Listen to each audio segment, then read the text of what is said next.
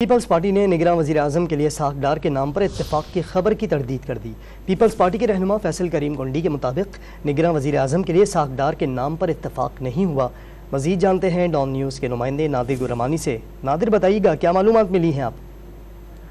देखें, जो खबरें सामने आ रही थी कि साखदार के नाम पर इत्तेफाक हो गया है मुस्लिम लीग नून और पीपल्स पार्टी के दरमियान, उस हवाले से पीपल्स पार्टी के तर्जमान फैसल करीम कुंडी ने इस बात की तरदीद की है और कहा है कि निगरान वज़ीर आज़म के लिए साखदार के नाम पर ताहाल कोई इत्तेफाक नहीं हुआ और इस हवाले से जो खबरें चल रही हैं वो दुरुस्त नहीं है। इस हवाले से उनका ये भी कहना था कि पीपल्स पार्टी को निगरान वज़ीर आज़म के लिए साखदार का नाम पेश ही नहीं किया गया और पीपल्स पार्टी निगरान वज़ीर आज़म के लिए अपने नाम जो है वो तजवीज़ करेगी। उसके बाद अपोजिशन लीडर और वज़ीर आज़म के दरमियान मुलाकात होनी है जिसमें यह हतमी फैसला होगा।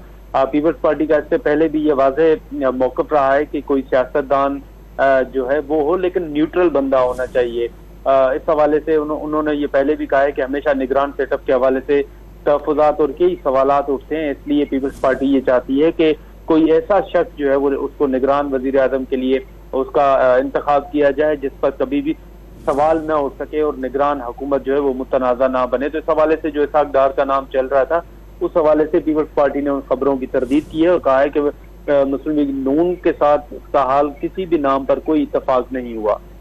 नादिर, बहुत शुक्रिया आपका।